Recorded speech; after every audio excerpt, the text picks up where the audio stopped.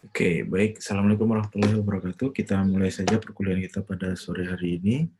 Berapapun yang hadir, mudah-mudahan apa yang akan saya sampaikan hari ini bisa bermanfaat buat Bapak Ibu yang hadir pada hari ini.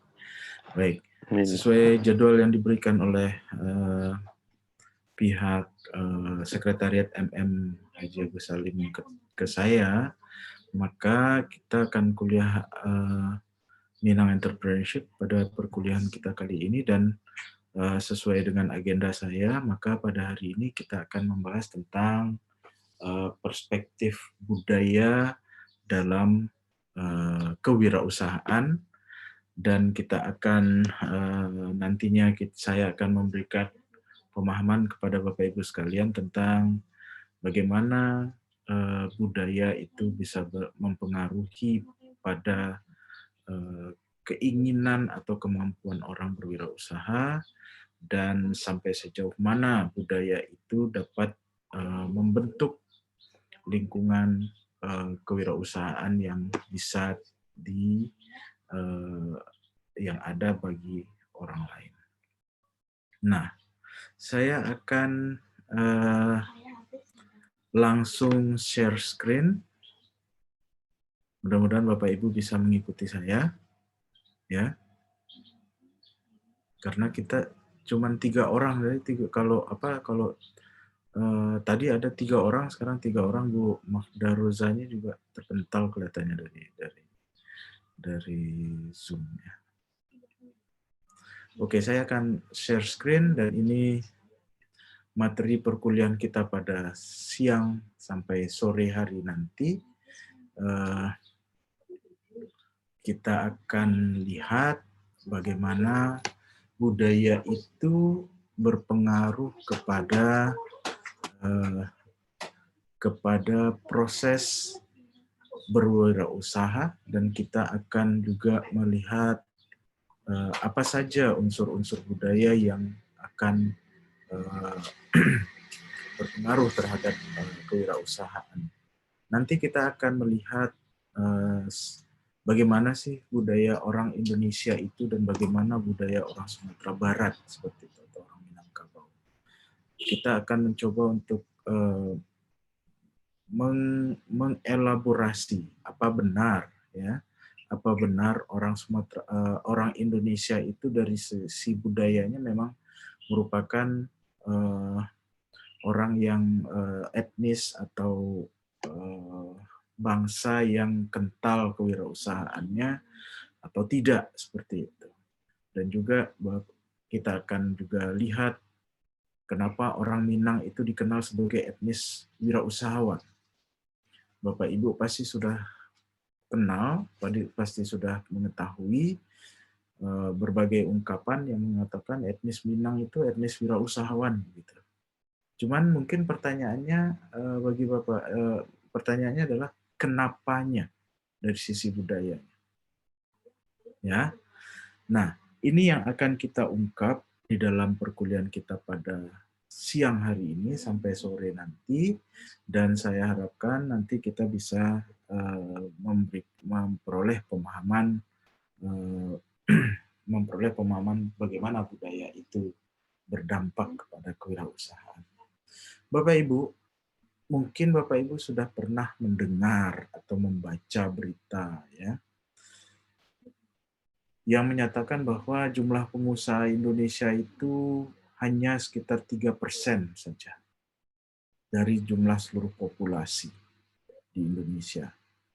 Dan itu dinilai masih sedikit, ya, oleh berbagai pihak, oleh pejabat, oleh institusi pemerintah dan sebagainya, seperti itu. Sehingga ada semacam penyesalan kenapa cuman 3%, padahal orang yang berwirausaha itu, pengusaha itu merupakan salah satu penggerak perekonomian di Indonesia, seperti itu, dan di negara lain juga demikian. Nah, pertanyaannya kenapa? Ya. Kenapa? Ya. Nah, pertanyaan tentang atau penyesalan tentang sedikitnya jumlah wirausahawan itu tidak akan terjadi kalau misalnya kita sama-sama mengetahui dan sama-sama mau jujur, apa benar berwirausaha itu sudah menjadi bagian dari budaya kita, ya. Nah, ini yang akan kita lihat nanti. Sehingga pada akhir perkuliahan, saya ingin Bapak Ibu memperoleh pemahaman bahwa, oh ya, inilah sebab mengapa jumlah wirausahawan di Indonesia itu cukup sedikit, hanya 3% saja dari jumlah populasi. Oke. Nah, kita lihat, kita mulai dengan yang ringan-ringan saja. Bapak Ibu, kalau Bapak Ibu, kita sudah bahas di perkuliahan sebelumnya bahwa pada saat orang berbicara tentang karir, tentang profesi, tentang status pekerjaan, biasanya di dalam budaya Indonesia itu yang akan di-recognize dan yang akan dihargai adalah pekerjaan-pekerjaan yang sifatnya merupakan pekerjaan formil. Kita sudah bahas pada perkuliahan sebelumnya. Pengakuan-pengakuan yang lebih kepada pekerjaan yang sifatnya formil, pekerjaan yang sifatnya menjadi karyawan, seperti itu membuat karir dan profesi sebagai wirausahawan itu bagi orang Indonesia tidaklah merupakan sebuah karir dan profesi utama. Ya, Bapak Ibu pasti pernah mengalami hal ini. Ya, status seseorang jauh lebih meningkat pada saat dia ketahuan bekerjanya di mana. Ya, bukan dari sisi apa yang dihasilkan dari pekerjaan tersebut. Kalau misalnya kita lihat jadi karyawan, endingnya adalah dapat gaji salah satunya dalam bentuk kesejahteraan finansial. Jadi wirausahawan juga demikian. Tapi kalau kita mau berjujur-jujur, siapa yang memiliki kesejahteraan finansial paling tinggi? Apakah wirausahawan atau karyawan? Pasti wirausahawan. Ya, dimanapun di seluruh dunia, kesejahteraan finansial wirausahawan itu jauh lebih tinggi dari karyawan yang bekerja dengan atau di institusi publik maupun private. Kalau memang misalnya akhirnya adalah kesejahteraan finansial, lantas mengapa profesi ataupun karir sebagai wirausahawan itu justru nggak dilirik sama orang, tidak menjadi sebuah profesi atau karir yang dikedepankan oleh orang Indonesia. Itu semuanya tidak terlepas dari budaya kita yang menilai bahwa status bekerja secara formal itu merupakan pencapaian terbaik, pencapaian tertinggi yang harus dihargai lebih dibandingkan wirausahawan. Makanya Bapak Ibu, kalau misalnya Bapak Ibu mendengar orang lebih dihargai kalau dia menjadi dokter, kalau jadi karyawan BUMN, kalau jadi ASN, kalau jadi ini, kalau jadi itu, dibandingkan jadi wirausahawan. Nah, ini adalah fakta yang terjadi di dalam lingkungan sosial masyarakat di Indonesia. Dari etnis manapun, termasuk etnis Minang, yang merupakan etnis pengusaha, yang dikenal sebagai etnis pengusaha. Nah, ini nggak perlu kita sesali, tapi ya tentunya kita harus memahami kenapa itu terjadi. Dan disinilah kita akan menggali seberapa jauh sebenarnya budaya Indonesia itu menghargai, ya, menghargai profesi berwirausaha, dan sampai seberapa jauh budaya Indonesia itu berpengaruh terhadap pembentukan jiwa kewirausahaan di dalam diri masing-masing orang. Nah, Bapak Ibu, kalau melihat ya ada satu temuan statistik di sini itu yang menunjukkan apakah budaya negara Anda mendorong kewirausahaan. Kita lihat di Indonesia seperti itu, ya. Jadi respondennya ada dari beberapa negara, termasuk dari Indonesia, dan yang dari Indonesia bilang bahwa 44% setuju, jadi dalam artian mendukung bahwa budaya Indonesia itu mendukung kewirausahaan, dan 40% separuh mendukung. Dan sisanya sekitar 16% bilang sama sekali tidak mendukung. Jadi Bapak Ibu bisa lihat di sini bahwa jumlah yang tidak mendukung dan ragu-ragu terhadap kebudayaan budaya Indonesia yang mendukung kewirausahaan itu jauh lebih besar daripada yang setuju.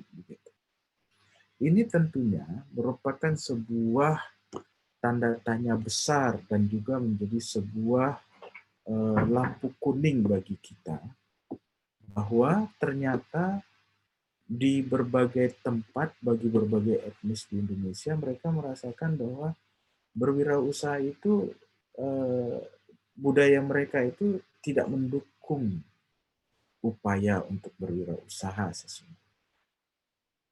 Nah, kita akan lihat nanti dan saya akan juga sampaikan dengan berbagai contoh hal yang bisa kita ungkap untuk melihat benar nggak budaya Indonesia itu mendukung kewirausahaan. Dan kalau misalnya orang Minang dikenal sebagai etnis pengusaha, kenapa? Ya. Nah, kita lanjut dengan slide berikutnya. Ini apa saja, simulasi saja, figur saja. Bapak Ibu bisa lihat orang Minang itu kalau berbisnis di mana-mana. Ini ada yang di Inggris, ada yang di Singapura, ini ada yang tradisional, ada yang yang souvenir dan sebagainya. Dan semuanya ini akan ada pengaruh budaya di dalam. Nah, jadi Bapak Ibu, itu pembuka kuliah, dan apa yang akan kita bahas di perkuliahan kita kali ini adalah yang pertama itu kita akan berbicara tentang dimensi budaya dari Hofstede.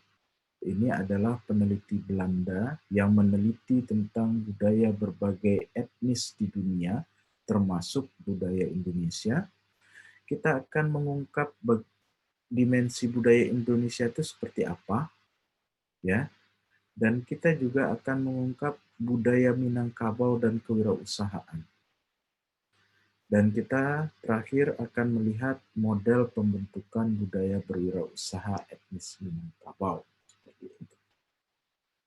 Nah, untuk perkuliahan kali ini Bapak Ibu, saya pikir kita akan lanjut saja, kita tidak break, tapi nanti kita akan akhiri lebih cepat supaya kita tidak break untuk sholat asar, dan kita akan lanjut saja supaya kita bisa selesai agak cepat daripada biasanya seperti itu.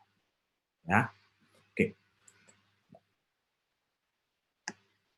Jadi Bapak Ibu, di dalam ilmu kewirausahaan selalu sudah ada satu keyakinan, sudah ada berbagai temuan empiris yang menyatakan bahwa dari berbagai ahli kewirausahaan yang menyatakan bahwa aspek budaya itu menentukan perilaku individu terhadap inisiatif berwirausaha. Artinya apa? Keberadaan budaya yang dianut oleh masing-masing etnis itu akan membawa pengaruh terhadap inisiatif masing-masing anggota etnis itu untuk berwirausaha. Dalam artian seperti ini, bahwa budaya yang cenderung tidak mendukung kewirausahaan itu akan membawa dampak berupa rendahnya inisiatif orang anggota etnis tersebut untuk berwirausaha.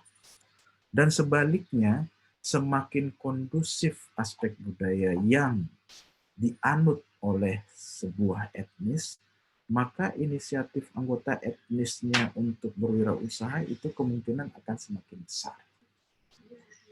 Jadi di sini ada semacam korelasi positif terhadap keberadaan budaya dengan inisiatif orang untuk berwirausaha.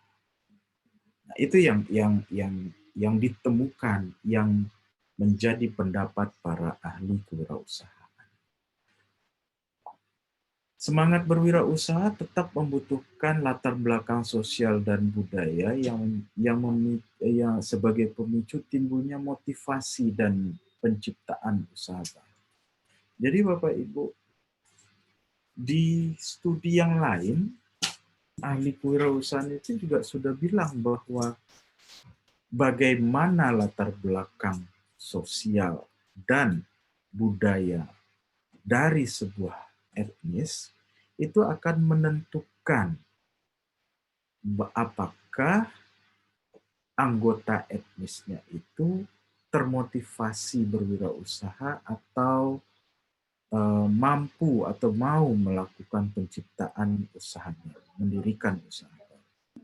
Jadi Bapak Ibu, jelas bahwa dari kedua pendapat ini, latar belakang sosial maupun budaya dari masing-masing etnis itu, itulah yang akan menentukan tumbuh berkembangnya inisiatif, motivasi berwirausaha, maupun pendirian sebuah usaha baru. Ya. Jadi ini prinsipnya. Ini prinsip. Ada korelasi yang positif antara aspek budaya dengan aspek penciptaan usaha baru dan keinginan orang untuk berwirausaha. Nah,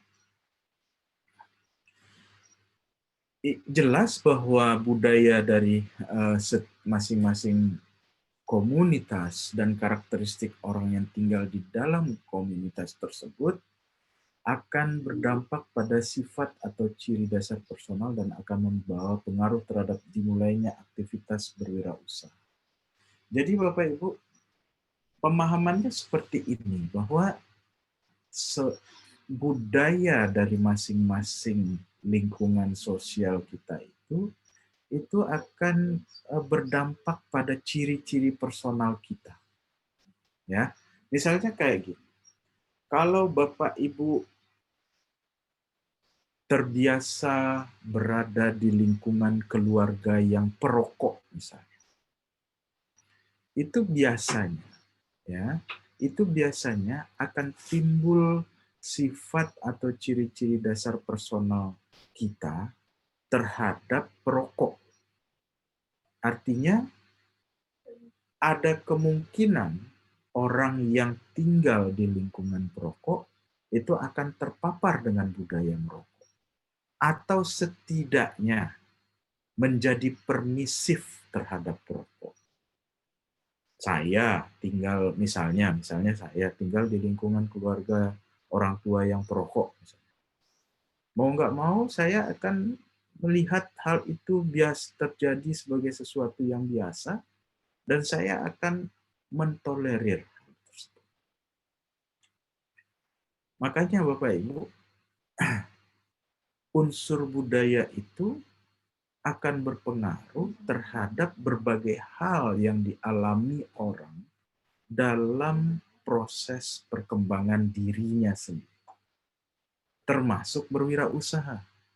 Bapak Ibu yang terbiasa tinggal di lingkungan keluarga kecil ataupun keluarga besar yang sudah biasa berwirausaha, biasanya dalam tanda petik akan terpapar dengan kewirausahaan jauh lebih mudah dibandingkan mereka yang tidak tinggal di lingkungan wirausaha.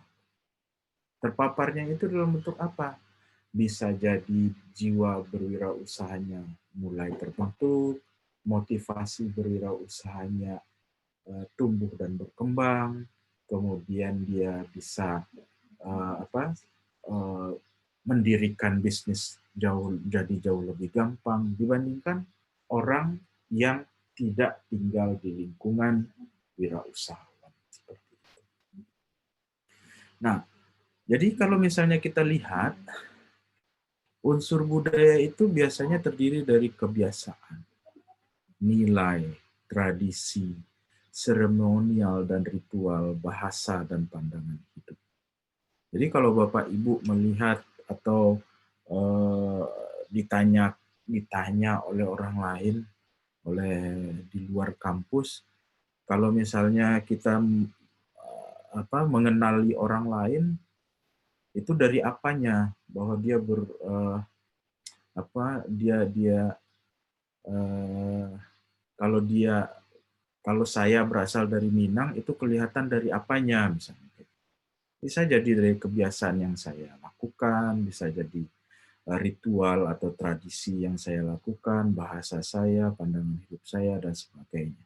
Makanya Bapak Ibu, kalau Bapak Ibu terbiasa tinggal atau pernah melihat fenomena yang terjadi di Jakarta yang merupakan kota multi etnis seperti itu akan ketahuan, oh si A ini berasal dari sini, si A ini orang etnis itu, si B itu etnis ini, si C itu etnis ini, dan sebagainya, dan sebagainya.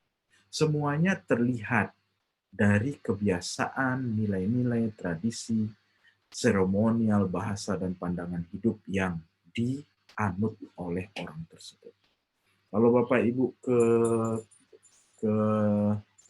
ke Tanah Abang misalnya, ya, Bapak Ibu pasti ngelihat itu, ya, betapa pengusaha-pengusaha di Tanah Abang itu banyak yang berasal dari Sumatera Barat, ya, karena Bapak Ibu dengar mereka berbahasa, pandangan hidup mereka seperti apa, mereka berbahasa Minang, pandangan hidupnya seperti apa di perantauan, dan sebagainya, dan sebagainya. Nah, inilah yang akan membedakan satu orang dengan orang lain. Artinya apa? Kita jadi bisa mengenali, oh ya si A itu asalnya dari sini, si B itu orang ini, si C itu orang itu, dan sebagainya, dan sebagainya. Nah, jadi Bapak Ibu, ada hal yang harus kita amati dan harus kita akui bahwa ternyata latar belakang budaya itu dengan seluruh fenomenanya itu sayangnya adalah hal yang amat sulit dan kompleks untuk dianalisis. Maksudnya begini Bapak Ibu, kenapa dia amat kompleks dan sulit untuk dianalisis? Karena tidak mungkin, ya, tidak mungkin orang yang berasal dari budaya yang berbeda itu memahami dengan gampang tentang budaya yang dianut oleh orang lain dari budaya yang berbeda. Jangankan orang dari budaya yang berbeda. Coba Bapak Ibu, saya memberikan contoh sederhana saja. Tradisi ataupun budaya Bajapui, Marapulai di Padang Pariaman itu tidak sepenuhnya dipahami esensi dan filosofinya oleh orang Minang sekalipun yang berada di luar Sumatera Barat, yang berada di luar etnis ataupun orang Padang Pariaman. Ya, yang memahami hanyalah mereka-mereka yang berada di dalam lingkungan etnis tersebut. Bapak Ibu pasti pernah dengar ya, pendapat etnis lain terhadap orang Minang, apa salah satunya? Orang Minang itu pelit. Gitu. Kata orang etnis lain terhadap orang Minang. Padang bengkok. Nah, katanya gitu, Padang bengkok. Pernah dengar Bapak Ibu pasti ya, Padang bengkok, orang Minang itu pelit dan sebagainya. Pertanyaannya, kenapa ungkapan tersebut terjadi atau ada? Tidak lain tidak bukan disebabkan karena ketidakpahaman tentang budaya dalam bentuk pandangan hidup yang dianut oleh etnis Minang. Kalau etnis lain bilang orang Padang pelit, tapi coba ditanyakan ke orang Minang, benarkah orang Minang pelit? Orang Minang pasti akan menjawab begini, kami tidak pelit, tapi kami penuh perhitungan karena hidup kami bukan hanya untuk hari ini, tapi untuk masa depan. Itu tidak serta-merta dengan gampang dipahami oleh orang etnis lain. Sehingga apa? Timbul ketidakpahaman terhadap budaya yang dianut oleh masing-masing etnis. Dasarnya kenapa orang tidak paham? Karena memang sulit dan kompleks budaya itu untuk dipahami. Orang Sunda susah memahami orang Minang, ya. Orang Minang susah untuk memahami orang Sunda. Misalnya kayak gini, kalau orang Sunda itu dikenal sebagai orang yang stylish, gitu, yang suka berdandan. Nah, pertanyaannya, apakah orang Minang paham dengan kenapa mereka begitu? Ya, jadi hal-hal yang terkait dengan budaya itu sangat sulit dan kompleks untuk dianalisis, dan ini juga terjadi dalam konteks ilmu kewirausahaan, terjadi dalam menganalisa tingkat berwirausaha sebuah etnis dan motivasi orang dalam berwirausaha. Makanya ada itu pertanyaan, kenapa sih orang Minang itu jadinya jadi pengusaha terus pilihannya gitu. Itu disebabkan karena etnis lain tidak paham, tidak mengerti dengan budaya orang. Nah, karena rumit dan kompleksitasnya tadi itu, kerumitan dan kompleksitas budaya tadi itu, makanya kajian-kajian yang berkaitan dengan budaya biasanya menggunakan pendekatan yang sistemik. Artinya apa, Bapak Ibu? Kajian-kajian atau analisis yang berkaitan dengan budaya dalam berbagai bidang kehidupan itu dilakukan berdasarkan parameter dan indikator-indikator tertentu yang umumnya digunakan adalah pendekatan sebagai pendekatan dimensi budaya sebagaimana yang disampaikan oleh Hofstede pada tahun 1980 dan 2012. Gitu. Jadi di pendekatan sistemik tentang budaya yang disampaikan oleh Hofstede ini berkaitan dengan parameter yang bisa dilihat di masing-masing etnis yang nantinya akan bisa berhubungan dengan berbagai hal terkait dengan etnis tersebut. Demikian juga dengan kajian yang berkaitan dengan kewirausahaan. Ya, kita bisa menggunakan pendekatan dimensi budaya sebagai pendekatan sistemik untuk melihat apakah sebuah etnis itu memang etnis pengusaha atau tidak. Nah, apa saja pendekatan yang disampaikan oleh Hofstede itu? Nah, bagaimana kita mengetahui budaya kita, nanti itu akan kita jawab belakangan. Sekarang kita melihat bagaimana mengetahui budaya sebuah lingkungan sosial, sebuah etnis, sebuah komunitas. Ini dia, Bapak Ibu. Jadi pendekatan sistemik yang dimaksud tadi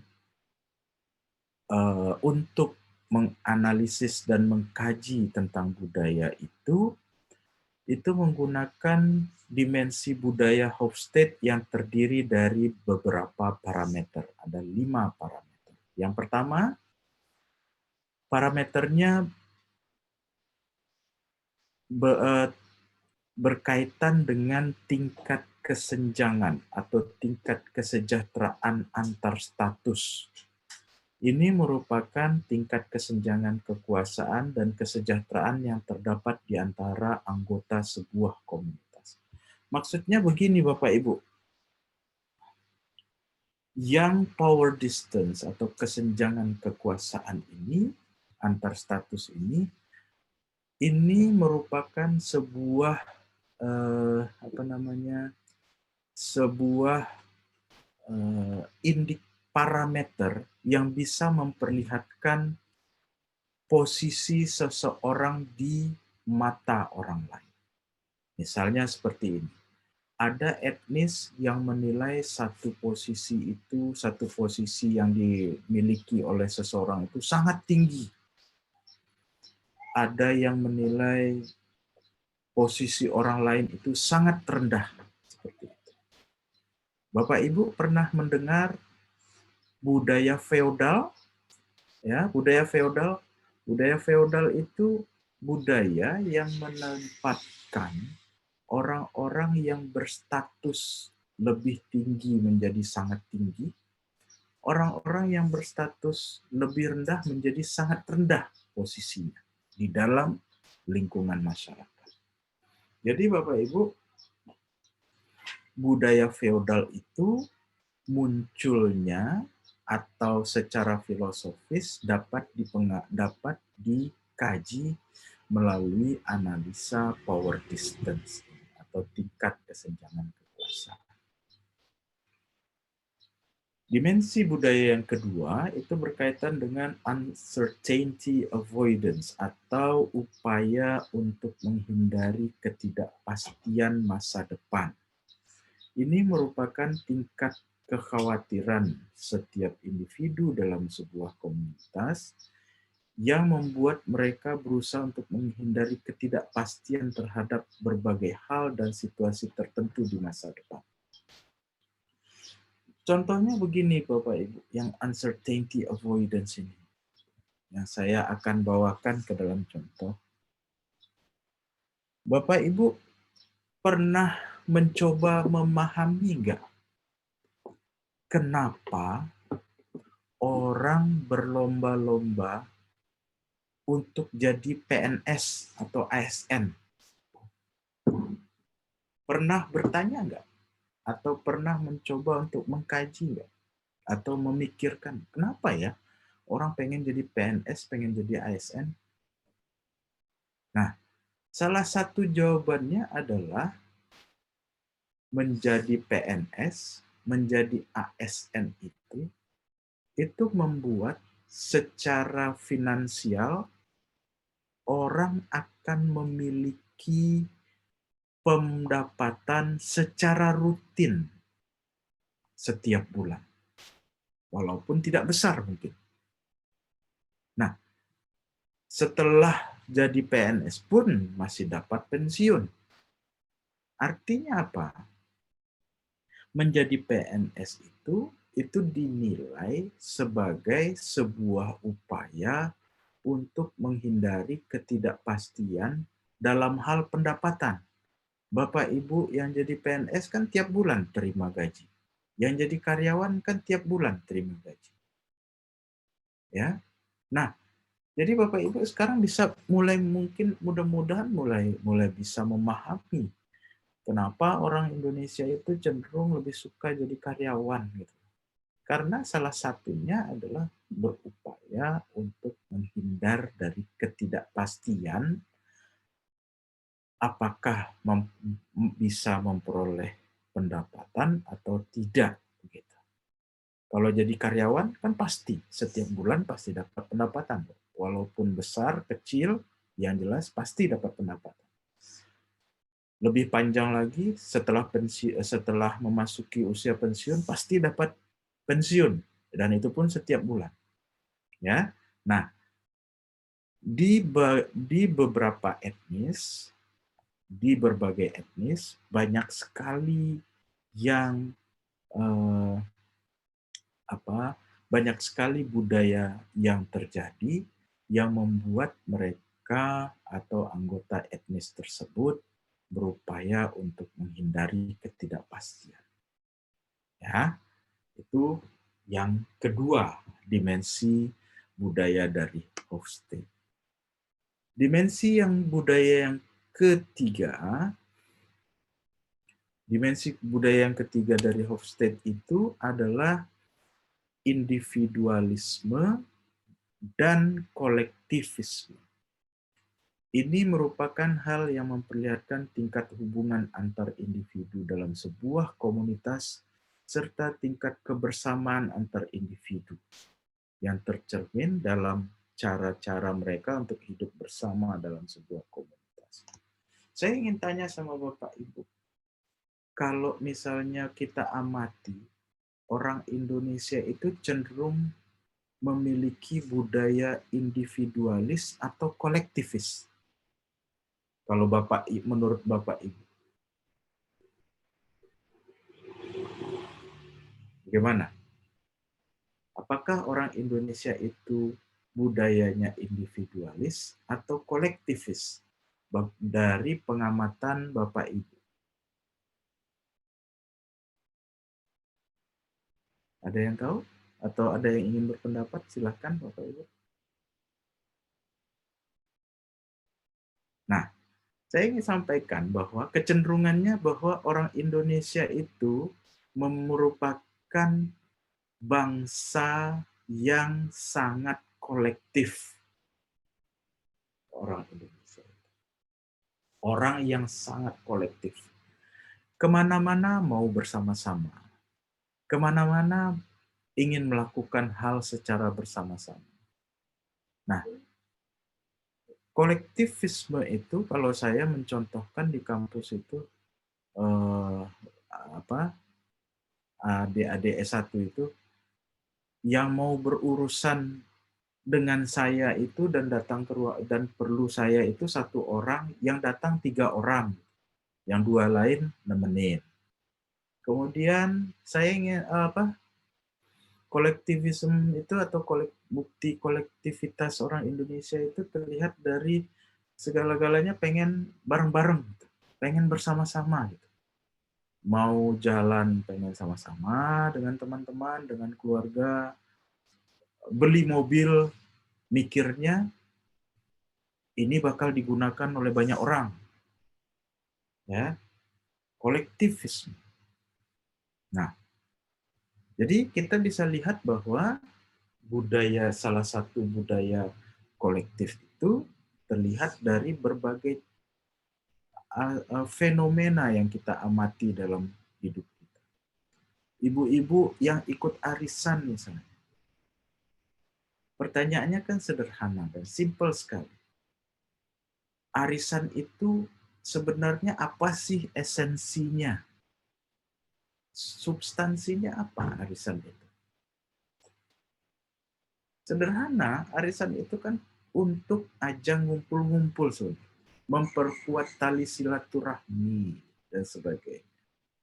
Kalau misalnya dilihat dari esensi yang produktifnya, itu justru rendah itu tingkat produktivitasnya.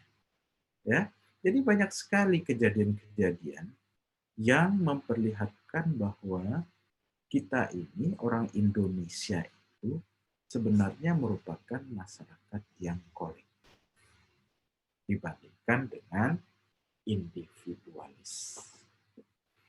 Nah, ada contoh yang juga ada konsekuensi yang membuat ya dari konsekuensi negatif dari kolektivisme kita itu. Karena terbiasa melakukan sesuatu itu bersama-sama, membuat tingkat kemandirian kita itu menjadi jauh lebih rendah dibandingkan bangsa lain.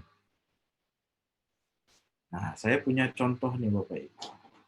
Saya dulu sekolahnya waktu di Jerman,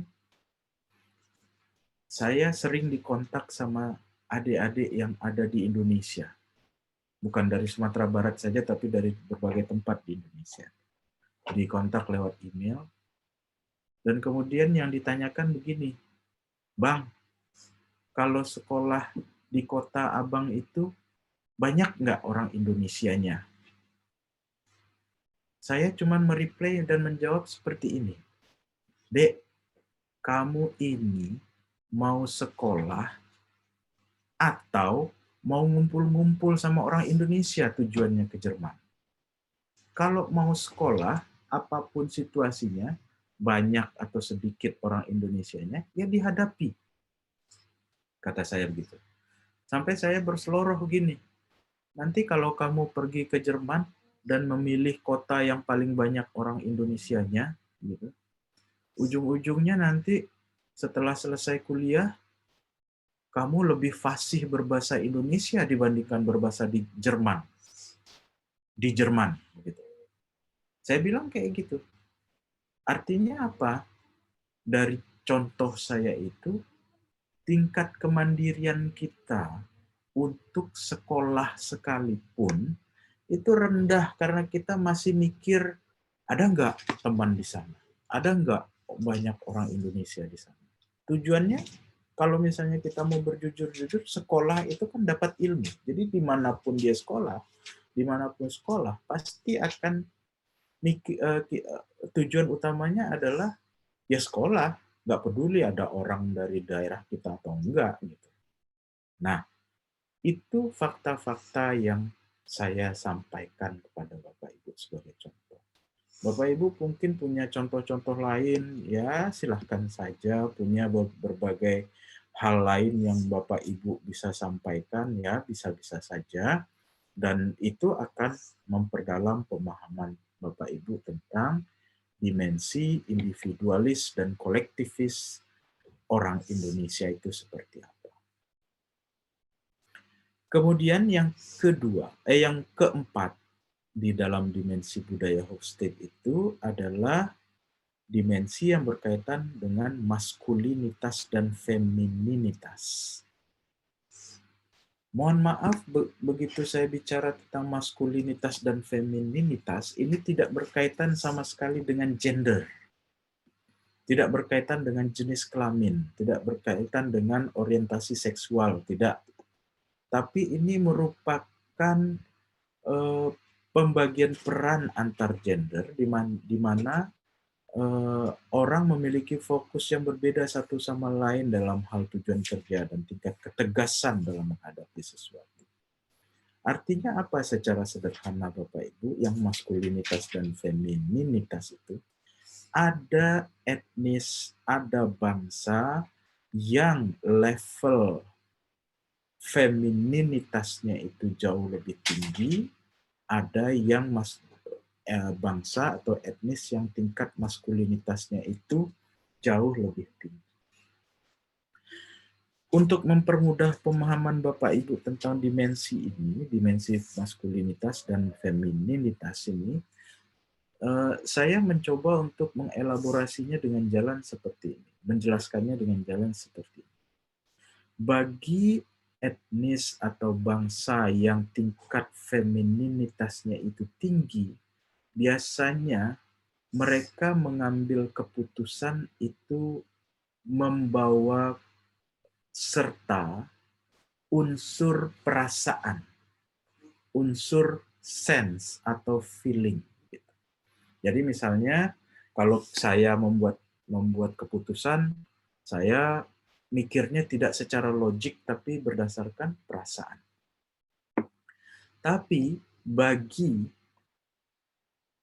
etnis atau bangsa yang tingkat maskulinitasnya tinggi, itu biasanya dasar pengambilan keputusannya murni adalah berdasarkan rasionalitas dan logik. Nah, berdasarkan data, fakta, dan informasi yang terjadi. Nah, pertanyaan yang menarik mungkin bagi Bapak Ibu itu adalah, orang Indonesia itu secara umum itu budayanya itu masuk ke budaya yang maskulin atau feminin. Bawakan contoh kepada diri kita masing-masing. Pada saat kita membuat sebuah keputusan, apakah kita memasukkan unsur perasaan di dalamnya, sense atau feeling, atau kita hanya berpikir tentang logik dan rasionalitas. Nah, sayangnya saya ingin sampaikan data fakta kepada Bapak Ibu, orang Indonesia itu pada saat bikin keputusan, banyak sekali yang mikir tentang yang membawa unsur perasaan. Sehingga tingkat femininitas kita itu jauh lebih tinggi dibanding tingkat maskulinitas. Contohnya kayak apa Bapak Ibu? Misalnya begini, saya menjabat di sebuah institusi. Kemudian ada penerimaan pegawai baru. Misalnya. Karena saya menjabat, kemudian saya didatangi berbagai orang. Dalam tanda petik, nitip anaknya, nitip keponakannya, dan sebagainya, dan sebagainya. Nah, saya yang menjadi pimpinan, itu cenderung akan berpikir, wah kalau ditolak nih nggak enak. Kalau tidak kita setujui ini nggak enak sama bapaknya, sama saudaranya, sama ini, sama itu, dan segalanya. Sehingga apa yang terjadi Bapak Ibu? Saya sebagai pimpinan institusi saya, itu menerima orang, itu bukan karena logik dan rasionalitas untuk menilai calon pegawai saya. Tapi disebabkan karena segan, karena malu, karena nggak tega, dan segalanya. Nah, coba Bapak Ibu lihat fenomena kalau dari kewirausahaan.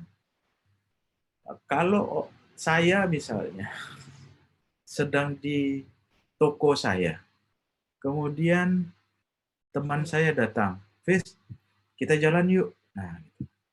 Nah, saya itu tidak serta-merta mau menolak. Dikarenakan apa?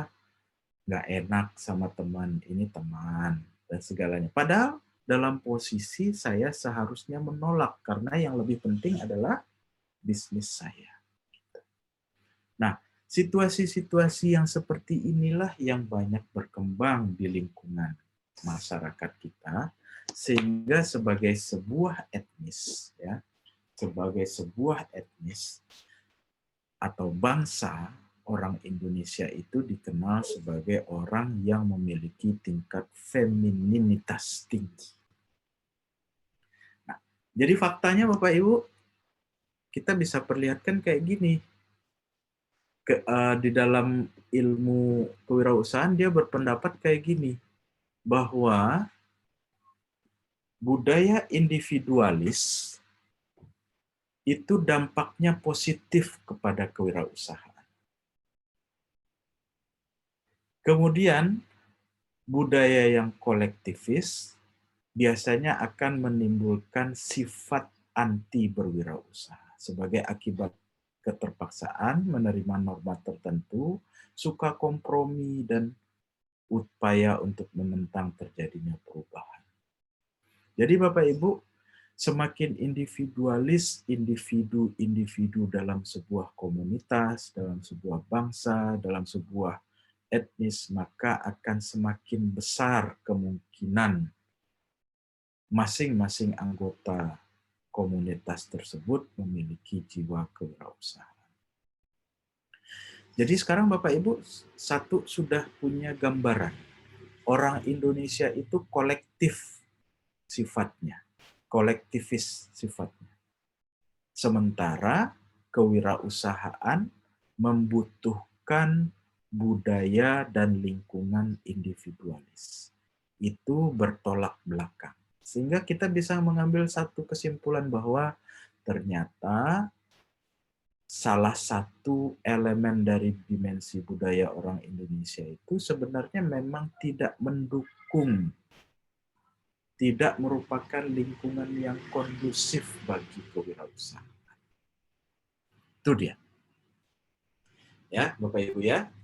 So kita sudah punya satu kesimpulan bahwa dari sisi kolektivitas atau budaya kolektif yang kita miliki, orang Indonesia itu sebenarnya tidak memiliki budaya sebagai wirausahawan. Itu yang pertama. Berikutnya,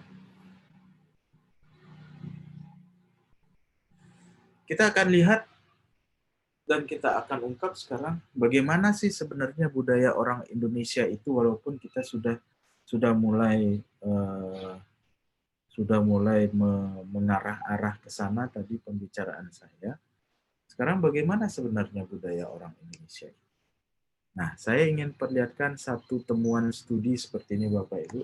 Ada tipe-tipe budaya, ya, tipe-tipe budaya yang dianut oleh orang di berbagai etnis di dunia itu. Ada yang tiga sudut, ya. Ada yang budaya yang linear aktif, ada budaya yang multi aktif, ada budaya yang reaktif. Bapak Ibu, kalau misalnya lihat di sini budaya yang linear aktif itu biasanya sangat kental bagi orang Jerman, Swiss dan Luxembourg, orang Amerika, Norwegia dan segalanya. Nah, pertanyaannya, apa tipikal orang yang memiliki budaya linear aktif ini? Dia cool.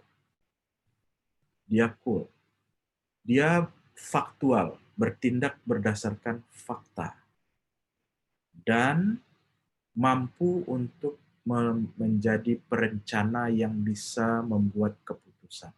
Makanya Bapak Ibu, dari sisi budaya, orang-orang dari negara-negara ini cenderung dia bertindak berdasarkan fakta, bertindak berdasarkan informasi, mengambil keputusan berdasarkan analisis yang logik, kajian yang logik dan rasional, dan seterusnya seperti. Kemudian yang merah itu adalah orang-orang dengan budaya multi aktif. Multi aktif itu karakteristiknya dia hangat, orangnya hangat, emosional. Ya, emosional itu jangan diartikan hanya pemarah, bukan. Emosional itu merasa dekat dengan orang lain, ya. Loquacious itu berusaha untuk berdekatan dengan orang lain terus, dan impulsif. Ya, impulsif itu menganggap bahwa orang lain itu selalu menjadi bagian dari dirinya. Nah, ini orang-orang Meksiko, Kolombia, Peru dan sebagainya yang di bagian atas ini. Dan saya punya teman Bapak Ibu yang berasal dari banyak teman yang berasal dari negara Amerika Latin begitu, ya. Yang multi aktif ini, dia begitu ketemu dengan saya, selalu dia akan cipika-cipiki, biar cowok maupun cewek, biar perempuan ataupun laki-laki, pasti cipika-cipiki sama saya. Itu disebabkan karena apa? Budaya mereka itu yang memang hangat, gitu. Budaya mereka itu yang benar-benar menilai bahwa saya saudaranya, gitu.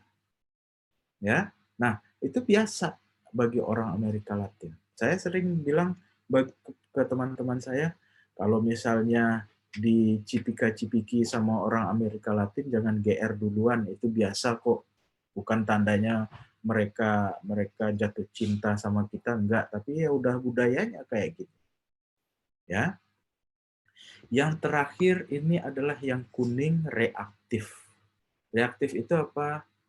Pengen tahu urusan orang lain, ya, mengakomodir apa yang diinginkan orang lain, suka berkompromi, menjadi pendengar yang baik. Nah, orang Indonesia berada di sini, sedikit mengarah ke multi aktif dan cenderung mengarah ke reaktif. Sekarang Bapak Ibu, coba Bapak Ibu perhatikan temuan dan hasil survei dari netizen Indonesia.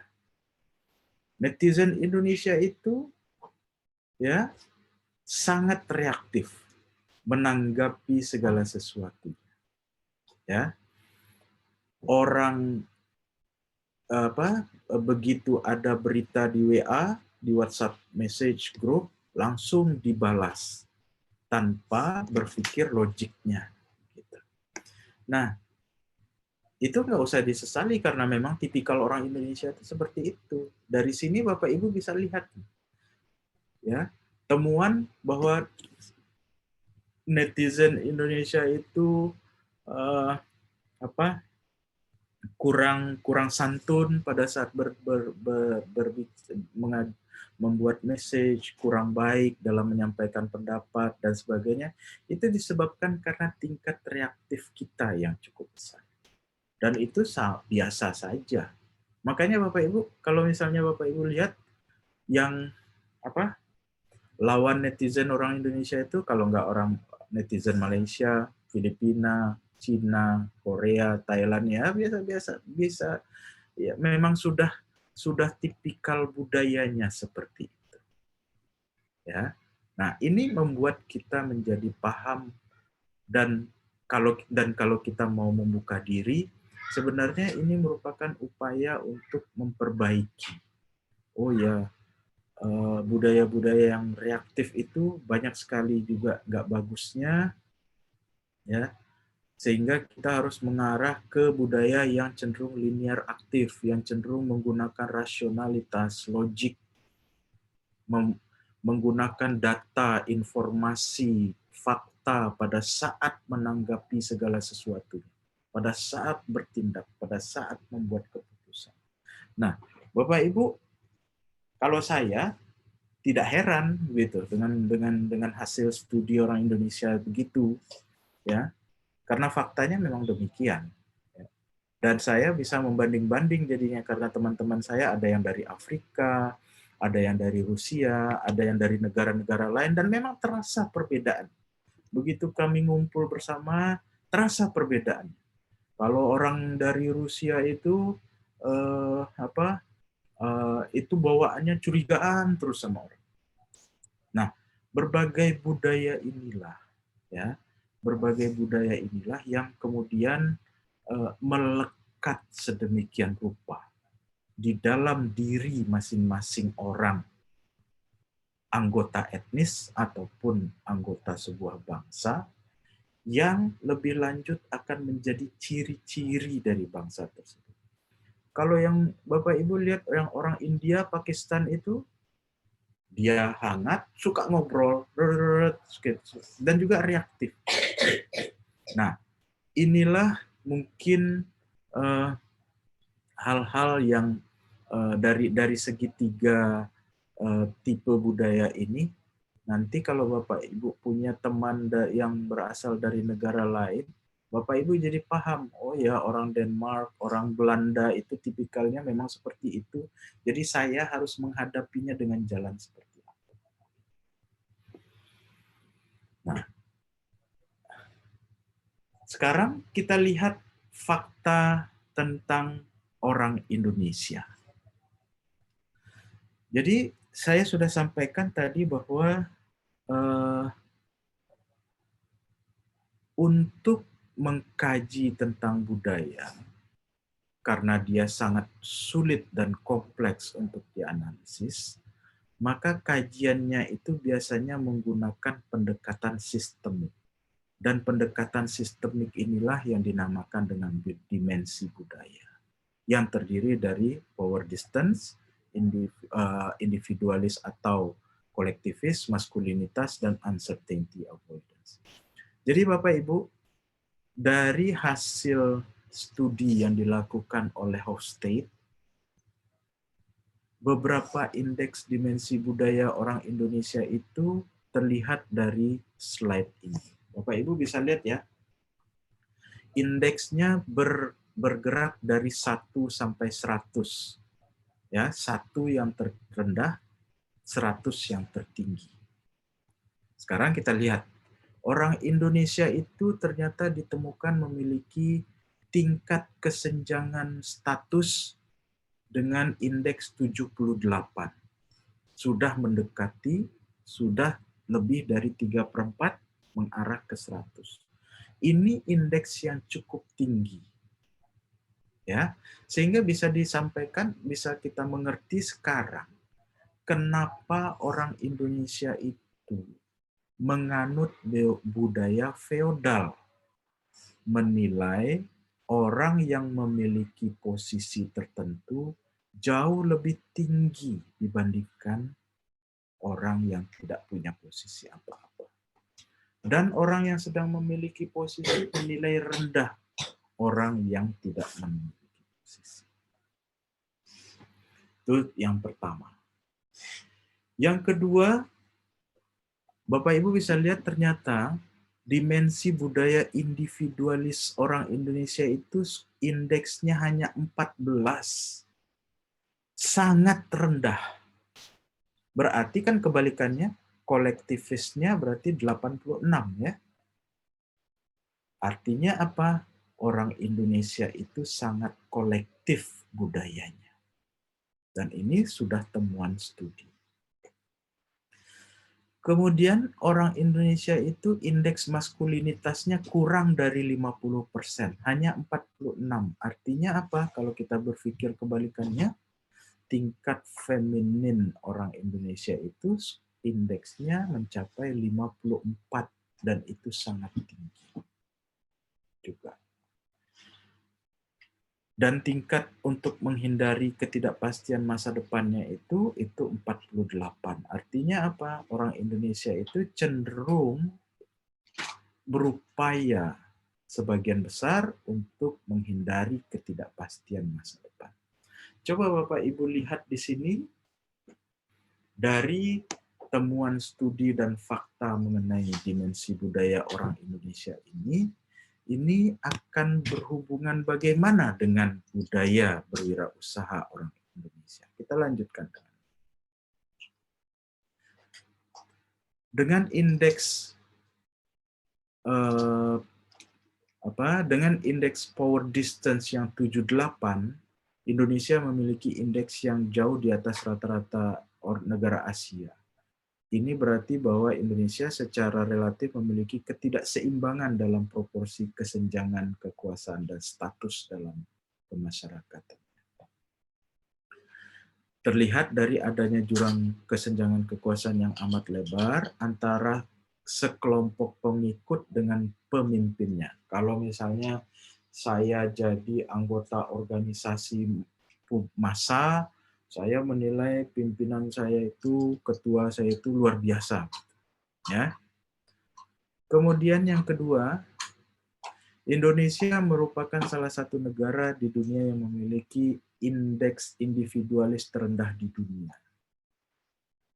Yang normal di Asia itu adalah 23, di dunia 43, sementara Indonesia cuma 14. Artinya apa? Indonesia level individualisnya sangat rendah dan cenderung merupakan sebuah masyarakat yang kolektif. Begitu. Kemudian temuan berikutnya adalah masculinity index Indonesia itu juga di bawah 50, sehingga kita dinilai sebagai masyarakat yang cenderung memiliki sifat feminin, di mana budaya saling peduli merupakan salah satu contoh dan karakteristik utama dalam budaya ini.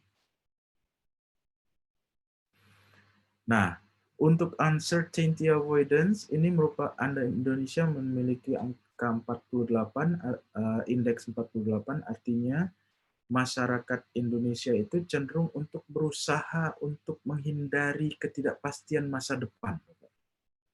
Ya, makanya sekarang Bapak Ibu bisa paham, saya harap bisa paham, kenapa orang Indonesia itu cenderung suka untuk menjadi karyawan, suka untuk jadi pegawai, karena memang bahwa dari sisi budayanya orang Indonesia itu cenderung suka untuk menghindari ketidakpastian masa depan.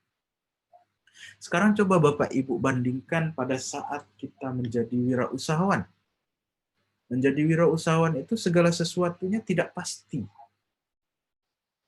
Sementara budaya kita cenderung menyukai segala sesuatu yang pasti.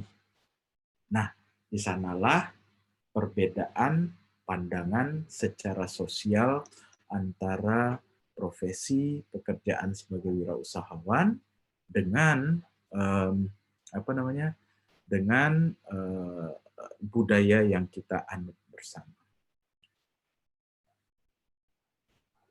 Nah, lebih lanjut ada studi dari psikolog sosial, psikolog dari UI yang menyimpulkan bahwa masyarakat Indonesia itu lebih memiliki pentingnya arti senioritas, suka yang feodal, memiliki yang senior-senior itu dipandang lebih pinter gitu, lebih baik, suka pada kondisi dan situasi yang stabil, serta memiliki orientasi jangka pendek dalam kehidupan. Nah, ini temuan dari peneliti UI tentang tentang etnis bangsa Indonesia. Nah, kalau kita lihat di sini Bapak Ibu, apa yang ditemukan, kajian yang ditemukan oleh Hofstede dan Mangunjaya itu mirip-mirip. Masyarakat Indonesia itu adalah masyarakat yang kolektif, kata Hofstede. Masyarakat Indonesia itu adalah orang yang menghargai aturan kelompok, ada keinginan untuk menghindari ketidakpastian dan ingin situasi yang stabil, ada kesenjangan kekuasaan, dan menekankan pentingnya senioritas, cenderung lebih feminin, dan memiliki orientasi jangka pendek. Sekarang Bapak Ibu, kita hubungkan ini dengan wirausaha. Sehingga Bapak Ibu nanti bisa memperoleh kesimpulan, oh ya, inilah ternyata yang terjadi dalam budaya Indonesia dan hubungannya dengan level berwirausaha orang Indonesia itu sendiri. Nah, jadi Bapak Ibu, apa hubungan dimensi budaya dengan kewirausahaan? Kita bisa lihat di sini bahwa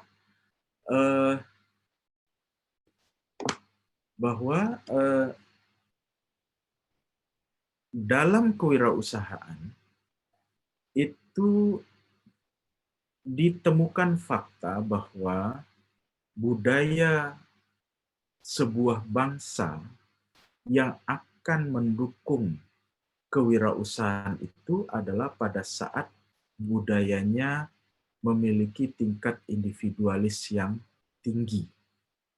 Kalau kita hubungkan dengan Indonesia, tingkat individualis kita rendah. Tingkat maskulinitasnya tinggi. Suka berpikir secara logik rasional dengan menggunakan data, informasi, dan fakta. Sementara orang Indonesia itu budayanya cenderung feminin. Kemudian yang ketiga, tingginya upaya menghindari ketidakpastian. Artinya apa? Nggak takut dengan masa depan. Orang Indonesia cenderung dari dimensi budayanya takut akan masa depan. Khawatir akan masa depan. Sementara di sisi yang lain, memperlihatkan bahwa lingkungan budaya yang kondusif terhadap kewirausahaan itu adalah lingkungan budaya yang memiliki tingkat kesenjangan kekuasaan yang rendah. Sebaliknya, orang Indonesia tingkat kesenjangan kekuasaannya cukup tinggi. Jadi Bapak Ibu, membandingkan fakta dan temuan studi tentang budaya orang Indonesia dengan budaya apa yang dibutuhkan oleh kewirausahaan agar bisa kondusif, kita bisa simpulkan bahwa sebenarnya budaya Indonesia itu tidaklah kondusif untuk kewirausahaan. Jadi Bapak Ibu sekarang sudah punya satu jawaban penting dari sisi ilmu, keilmuan, kewirausahaan yang memperlihatkan bahwa yang memperlihatkan bahwa ternyata orang Indonesia itu dari sisi budayanya sama sekali merupakan budaya yang kondusif bagi kewirausahaan. Lebih lanjut, tentunya Bapak Ibu jadi paham sekarang kenapa jumlah wirausahawan kita begitu sedikit dibanding negara lain. Hanya 3% dari jumlah seluruh populasi kita. Hanya 7,5 juta sampai 8 juta dari 265 juta orang. Cukup sedikit. Tidak lain, tidak bukan karena apa? Budaya kita yang sebenarnya tidak kondusif terhadap motivasi berwirausaha, inisiatif orang untuk berbisnis, dan lebih lanjut, keinginan orang untuk memulai bisnis. Nah, ini adalah fakta dan temuan studi, sehingga Bapak Ibu nanti jadinya bisa menjawab, ya, bisa menjawab. Kenapa hanya 3% dari seluruh populasi jumlah wirausahawan Indonesia? Kemudian tentunya kalau kita sudah memahami, kita jadinya maklum dan berusaha untuk mencari solusi. Oh iya, cuman 3% disebabkan karena budaya kita yang tidak kondusif sebenarnya. Sehingga yang perlu dilakukan adalah, lebih lanjutnya adalah, di masa depan adalah bagaimana merubah budaya kita ke arah budaya yang jauh lebih kondusif untuk kewirausahaan. Begitu. Dan juga nanti saya harapkan Bapak Ibu juga sudah bisa menjawab orang. Kalau saya sering itu saya begitu Bapak kan dibilang Bapak kan ngajar kewirausahaan. Iya, saya. Nah, kenapa tuh jumlah wirausahawan kita cuma 3%, cuma sedikit? Nah, saya cuma senyum aja. Artinya apa?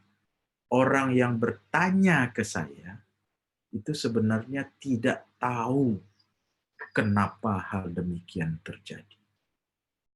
Ya, karena saya paham dengan budaya kita yang tidak kondusif terhadap kewirausahaan, karena saya paham itu, makanya saya tidak terlalu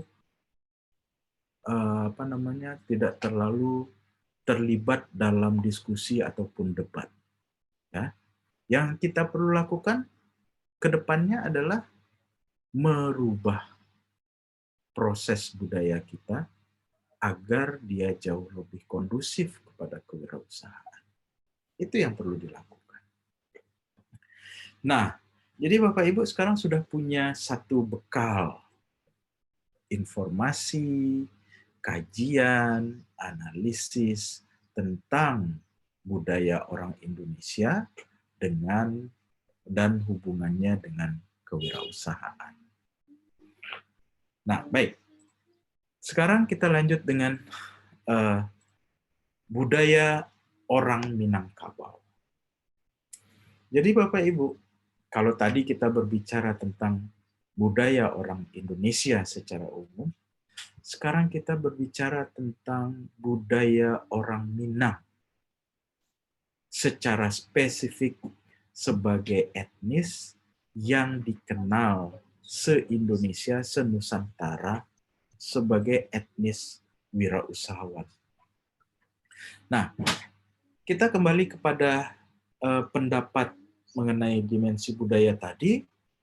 Mangunjaya itu menemukan bahwa orang Minang itu benar masyarakat kolektif. Dia memiliki tingkat kesenjangan kekuasaan dan kesejahteraan yang cukup tinggi. Dia cenderung feminin, tapi orang Minang itu memiliki tingkat menghindari ketidakpastian yang rendah. Artinya apa? Orang Minang itu tidak takut dengan masa depan dibandingkan dengan etnis yang lain. Dan orang Minang itu orientasi hidupnya dalam jangka panjang.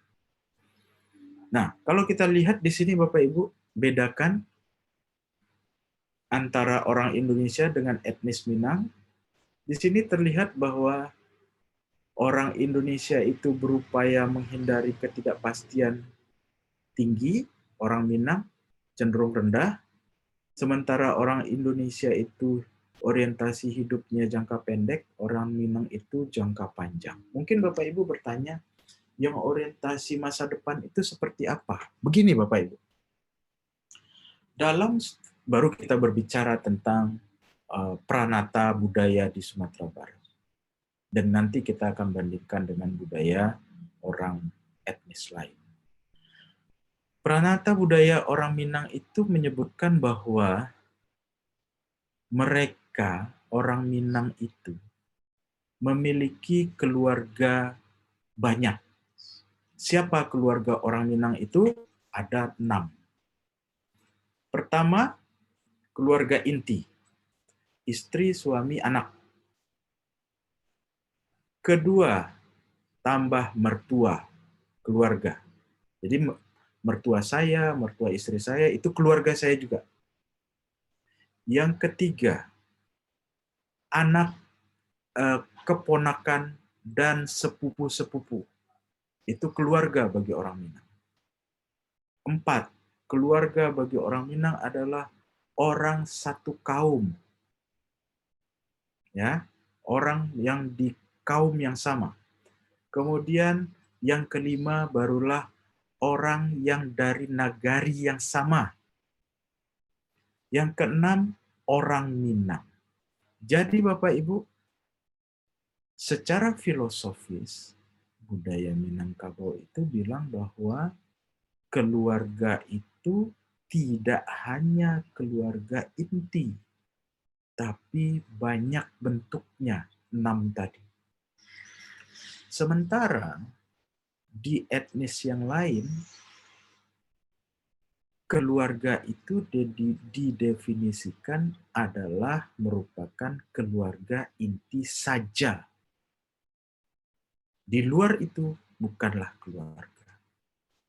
Mungkin Bapak Ibu bertanya lebih lanjut, apa maksudnya dengan penjelasan saya itu? Nah, kalau orang Minang, karena sistem budayanya menganut prinsip bahwa keluarga itu terdiri dari 6 lapis, membuat saya harus memikirkan keponakan, harus memikirkan orang tua dan mertua, harus memikirkan sepupu, orang sekampung, orang sekaum, dan sebagainya. Sehingga kalau saya melakukan aktivitas sesuatu, yang saya pikirkan, bagaimana saya bisa menghidupi anak istri, bagaimana saya bisa menghidupi orang tua dan mertua, bagaimana saya bisa membantu keponakan, bagaimana saya bisa membantu sepupu, saudara sepupu, bagaimana bisa membantu orang satu kaum, orang satu nagari. Membuat apa? Upaya saya untuk sukses itu menjadi jauh lebih kuat. Jika dibandingkan dengan etnis lain yang punya orientasi jangka pendek, yang memiliki prinsip budaya bahwa keluarga itu adalah anak istri, suami, hanya keluarga inti saja, otomatis apa? Kalau saya punya usaha, yang saya prioritaskan adalah istri, anak, istri, anak, istri, anak. Sehingga Saya hanya berpikir, ya udah kalau anak saya sudah terpenuhi kebutuhannya, istri saya sudah terpenuhi kebutuhannya, ya sudah selesai. Dan itulah yang jangka pendek. Kemudian ada di sini yang menarik, upaya menghindari ketidakpastian orang Minang itu serendah. Artinya apa Bapak Ibu di sini? Orang Minang itu tidak takut dengan masa depan yang tidak pasti. Disebabkan karena apa? Karena budaya Minang yang dibentuk oleh unsur religiusitas yang sangat besar. Apa itu? Adat basandi syarak, syarak basandi kitabullah. Artinya apa? Orang Minang itu menilai bahwa urusan masa depan itu adalah urusan Tuhan. Ya, saya tidak takut masa depan saya itu akan seperti apa, karena dari sisi religiusitas keislaman yang menentukan masa depan saya itu adalah Allah. Keyakinan orang Minang itu seperti itu. Ya. Dan juga keyakinan orang Minang itu dari sistem budayanya itu, kalau misalnya saya tidak punya penghasilan, saya juga tidak akan masalah. Ada keluarga saya, ada orang tua saya, ada kakak saya, adik saya, anak saya, keponakan saya, dan sebagainya. Disebabkan karena apa? Sistem kekeluargaan orang Minang itu sangat luas, ya, yang membuat orang saling bantu-membantu. Nah, inilah yang membuat orang Minang itu berbeda secara budaya dibandingkan dengan etnis lain di Indonesia secara umum. Nah, Bapak Ibu kemudian bisa lihat di sini bahwa terlihat perbedaan. Orang Minang itu tidak takut dengan masa depan dan memiliki orientasi masa depan dalam jangka panjang. Nah, sementara di kewirausahaan, dia bilang bahwa masyarakat yang memiliki budaya menghindari ketidakpastian yang rendah, maka akan timbul lingkungan yang kondusif bagi kewirausahaan.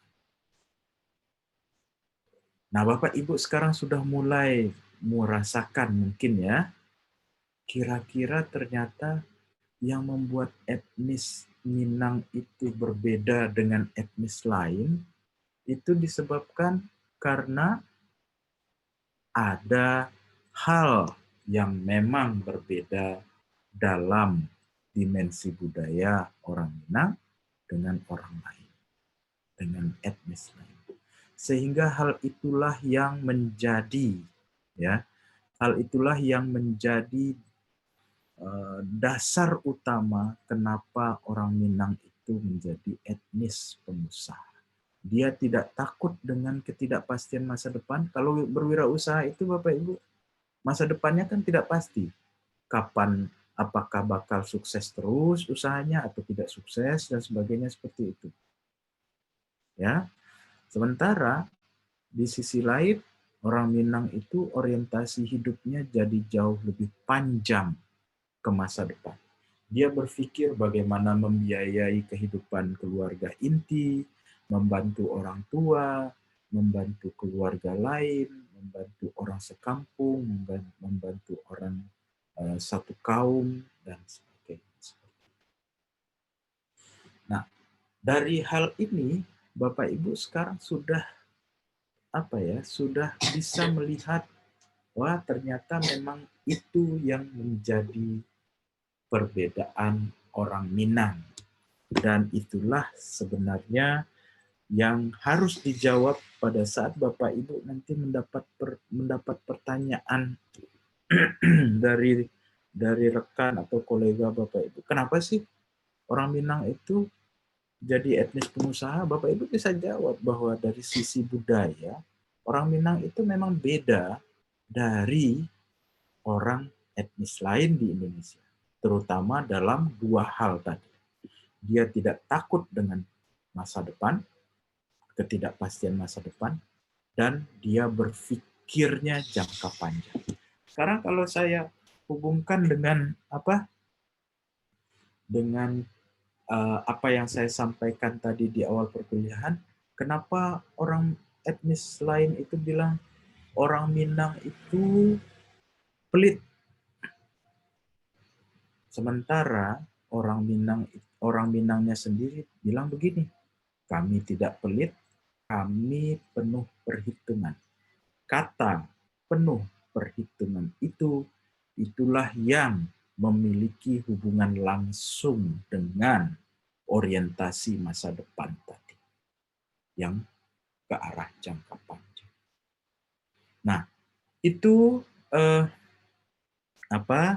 itu yang menjadi perbedaan Bapak Ibu, dan Bapak Ibu sekarang saya harap sudah terungkap ya, sudah bisa melihat pengungkapan dari sisi studi kewirausahaan maupun dari fakta yang terjadi, bagaimana bangsa Indonesia itu memandang kewirausahaan, apakah budaya orang Indonesia itu budaya orang Indonesia itu kondusif untuk kewirausahaan, dan mengapa etnis Minang itu menjadi berbeda dan menjadi salah satu etnis pengusaha di Indonesia. Gitu. Nah, jadi Bapak Ibu, dari apa yang saya sampaikan tadi, Bapak Ibu bisa lihat bahwa ternyata kita bisa membuat sebuah model pembentukan budaya berwirausaha etnis Minang dari apa yang saya sampaikan barusan. Apa itu bentuknya seperti ini? Bahwa budaya berwirausaha etnis Minang itu terbentuk dari beberapa hal.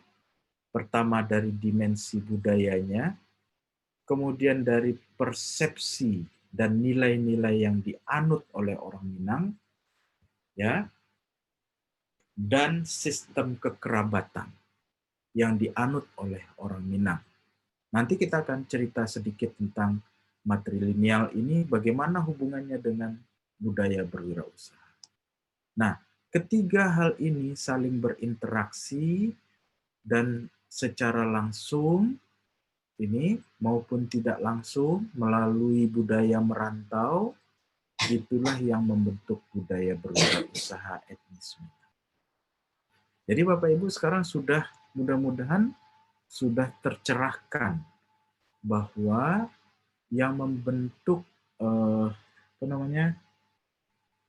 yang membentuk budaya berwirausaha etnis Minang itu karena adanya kekhasan dalam hal dimensi budaya, dalam hal persepsi nilai, dalam hal sistem kekerabatan.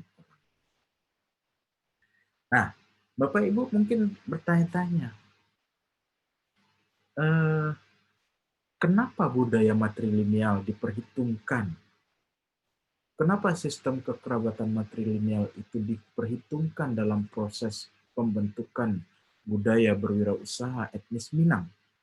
Saya akan cerita begini, Bapak. Pada saat seorang laki-laki Minang menikah dengan seorang wanita Minang, ya, biasanya yang laki-laki akan mengikuti tempat tinggal istrinya. Dalam artian tinggal di rumah mertuanya, seperti itu. Itu adalah budaya, tradisi dan tradisi budaya orang Minang. Nah, dengan menikahnya laki-laki Minang dengan wanita Minang, otomatis si pria tinggal di rumah mertuanya dan meninggalkan rumah ibunya. Pertanyaannya sekarang, kalau orang laki-laki Minang tinggal di rumah mertuanya, itu posisinya sebenarnya sebagai apa? Kalau Sumando itu statusnya, tapi posisinya sebagai apa Sumando itu di dalam di rumah keluarga wanita? Tamu. Jadi laki-laki Minang yang tinggal di rumah mertuanya itu posisinya hanya sebagai tamu. Karena dia sebagai tamu, dia tidak diperbolehkan secara budaya membuat keputusan di rumah orang tua, di rumah mertuanya. Tidak boleh menguasai warisan di rumah mertuanya. Tidak boleh memperoleh hak apapun di rumah mertua. Istilahnya kalau Bapak Ibu pernah dengar, laki-laki Minang itu seperti abu di atas tungku. Ditiup, terbang dia. Maaf saya ngomong, bukan apa-apanya di rumah orang, di rumah mertua. Sementara itu sebaliknya, begitu si laki-laki Minang ini berpindah tempat tinggal dari rumah orang tuanya ke rumah mertuanya, bagaimana posisinya di rumah orang tuanya, di rumah orang tua yang laki-laki? Setelah menikah, biasanya posisi laki-laki Minang itu adalah meninggalkan rumah orang tuanya. Artinya, dia tidak boleh bawa apa-apa, karena apa? Rumah orang tua, milik orang tua, atau milik saudara perempuan. Nah, jadi kalau saya bilang begini Bapak Ibu, amat kasihannya lah laki-laki Minang itu. Di rumah mertua nggak dapat apa-apa, dari rumah orang tua juga tidak dapat apa-apa. Tapi kasihannya dalam hal warisan saja. Tapi positifnya yang terbentuk apa?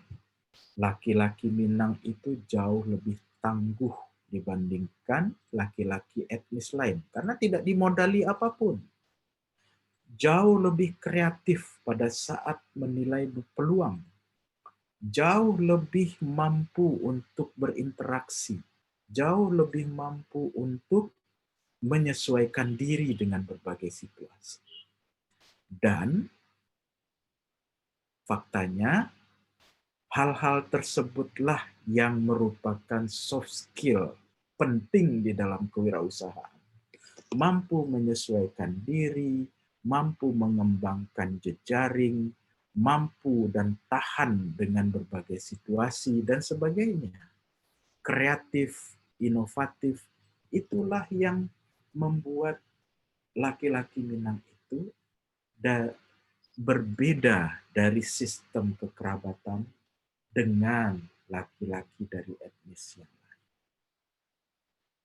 Nah, apalagi kalau misalnya begini, saya nikah misalnya, kemudian saya belum ada pekerjaan apa-apa. Saya tidak punya warisan dari tempat istri, saya tidak punya warisan dari orang tua saya. Membuat apa? Saya mau nggak mau harus kreatif untuk membiayai istri dan keluarga anak saya, seperti itu. Bapak Ibu yang punya pasangan orang Minang, ya, baik yang laki-laki Minang punya pasangan perempuan Minang, masih untung tuh. Nah, kalau saya Bapak Ibu, saya ini cerita fakta ya. Saya itu menikah dengan wanita lintas etnis. Istri saya orang Bandar Lampung. Jadi seluruhnya kebalikan dari orang Minang.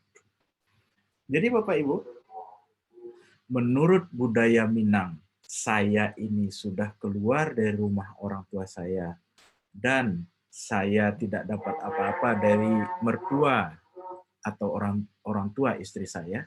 Sementara istri saya juga memandang demikian karena mereka patrilineal. Orang Lampung patrilineal. dia posisinya berkebalikan dengan orang Minang. Yang kasihan itu yang anak perempuan, karena harta waris dikuasai oleh laki-laki, anak laki-laki, dan begitu yang wanita dibawa suaminya, dia berarti sudah keluar dari rumah orang tuanya. Jadi kalau saya sering bilang tuh, kalau orang Minang, pasangan Minang, saya bilang, kasihan deh lu yang laki-lakinya. Kalau saya yang menikah antar etnis, kasihan banget deh gue gitu. Dua kali kasihannya.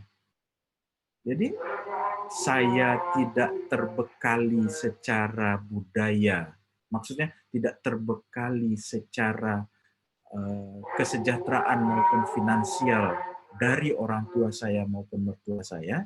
Istri saya juga demikian dari sisi budaya mereka yang patrilineal. Jadi sama-sama nggak dapat apa-apa saya sama istri saya.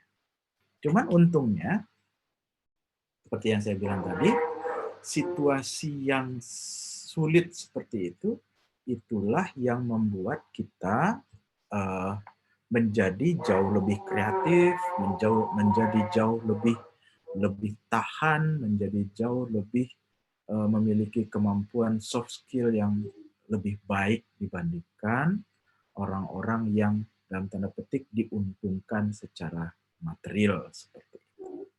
Nah, itu link atau hubungan antara sistem kekerabatan matrilineal dengan budaya berwirausaha etnis Minang. Dan di sini ada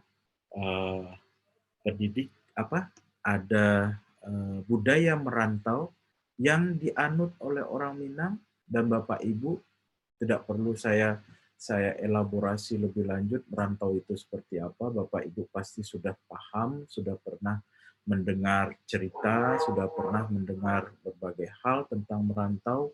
Bagi orang Minang itu, seperti yang saya bilang tadi, karena sistem keluarga itu adalah keluarga yang cukup luas. Kalau saya sukses di perantauan, ada orang dari kampung saya, dari nagari saya yang merantau, saya akan bantu. Dan tumbuh berkembang, orang yang saya bantu punya bisnis lagi, dan seperti itu selanjutnya. Begitu. Ya. Oke, berikutnya. Nah, penutupnya, kalau Bapak Ibu cermati dari tadi, kita bisa lihat bahwa kewirausahaan itu ternyata tidak dapat dilepaskan dari unsur budaya, unsur nilai, dan norma yang dianut oleh masyarakat. Jadi, pasti berwirausaha itu akan berhubungan dengan seberapa kondusif lingkungan budaya, nilai, dan norma yang kita anut. Kemudian, kewirausahaan, jadi budaya berwirausaha, itu hanya akan dapat berkembang dalam sistem budaya yang cenderung individualis. Dengan masyarakat yang bersifat maskulin, memiliki tingkat kesenjangan yang kecil, serta memiliki orientasi masa depan yang jauh lebih panjang. Dan kita sudah temukan fakta dan sudah menyampaikan kajian bagaimana semuanya ini berbeda dengan budaya orang Indonesia. Jadi kewirausahaan itu yang kondusif menuntutnya kemana, budaya kita kemana gitu. Nah, jadi berbeda jauh sehingga tidaklah mengherankan kalau dinilai budaya Indonesia itu bukanlah merupakan budaya yang kondusif bagi kewirausahaan. Nah, berbeda dengan budaya yang dimiliki oleh orang Indonesia, ada perbedaan yang dianut oleh orang Minang, etnis Minang, sebagai etnis yang dikenal sebagai etnis pengusaha. Kenapa? Karena di dalam etnis Minang itu dia mampu mengembangkan sebuah lingkungan yang kondusif bagi penciptaan wirausaha baru. Disebabkan karena apa? Bapak Ibu sudah kita bahas tadi bahwa orang Minang itu memiliki sedikit perbedaan dari etnis lain di Indonesia. Dia memiliki orientasi hidup jangka panjang dan dia tidak takut dengan hal-hal yang tidak pasti di masa depan. Nah, ditambah dengan keberadaan sistem matrilineal sebagai sistem kekerabatan etnis Minang, itu semuanya berinteraksi, saling melengkapi, sehingga secara langsung maupun tidak langsung melalui pola pembelajaran kewirausahaan yang dianut oleh orang Minang melalui pola merantau, itulah yang membuat etnis Minang itu terkenal sebagai etnis yang memiliki lingkungan dan budaya berwirausaha yang cukup kondusif. Jadi Bapak Ibu, dari elaborasi kita selama beberapa jam sebelumnya, Bapak Ibu, saya harap sudah bisa menemukan jawaban-jawaban dari apa yang saya sampaikan di awal perkuliahan. Bagaimana budaya orang Indonesia dengan kewirausahaan? Bagaimana budaya orang Minang dengan kewirausahaan? Mengapa orang Minang itu dikenal sebagai etnis pengusaha? Apa yang membedakan etnis Minang dengan bangsa Indonesia dari dalam hal kewirausahaan? Dan bagaimana orang Minang itu bisa membentuk budaya berwirausaha? Jadi intinya Bapak Ibu bisa kembali ke sini dan mengamati ini dan kemudian mengkaji dan mengelaborasi serta menyampaikan pola pembentukan budaya berwirausaha etnis Minang itu sesuai dengan pola seperti itu. Nah, jadi itu yang menjadi materi perkuliahan kita pada sore hari ini, Bapak Ibu. Saya pikir cukup saya sudah menyampaikan materi perkuliahan kita. Mungkin Bapak Ibu ada yang ingin ditanyakan atau yang ingin disampaikan terkait dengan perkuliahan pada hari ini ataupun hal-hal yang mungkin hal-hal yang berdasarkan observasi, pengamatan ataupun apa yang Bapak Ibu rasakan itu mungkin perlu Bapak Ibu sampaikan di perkuliahan kali ini terkait dengan materi kuliah hari ini. Silakan. Ya.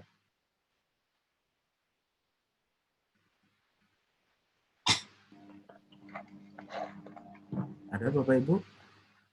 Oke. Kalau tidak, saya pikir kita cukup kuliah kita pada hari ini sampai di sini. Saya akan lanjutkan kuliah kita pada satu perkuliahan mendatang. Cuman saya belum tahu jadwalnya kapan.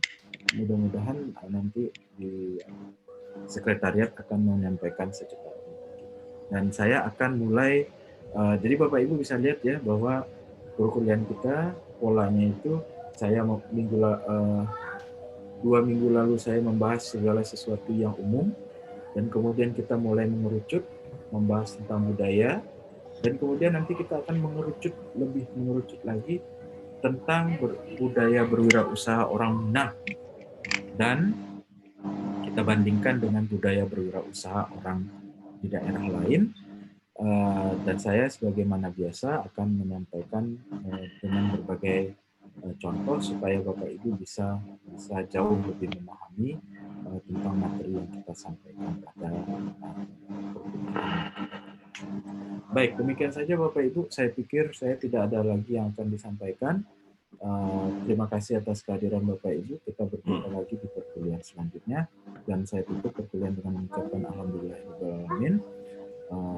Dan karena waktu asar juga sudah masuk, kita selesaikan sampai di sini. Assalamualaikum warahmatullahi wabarakatuh. Waalaikumsalam warahmatullahi wabarakatuh. Terima kasih Pak. Terima kasih Pak. Saya live meetingnya Bapak Ibu ya. Siap Pak.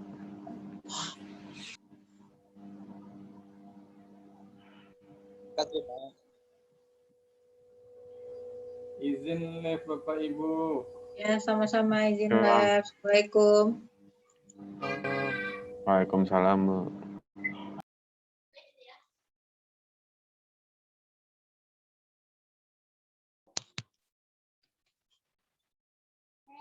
Oi.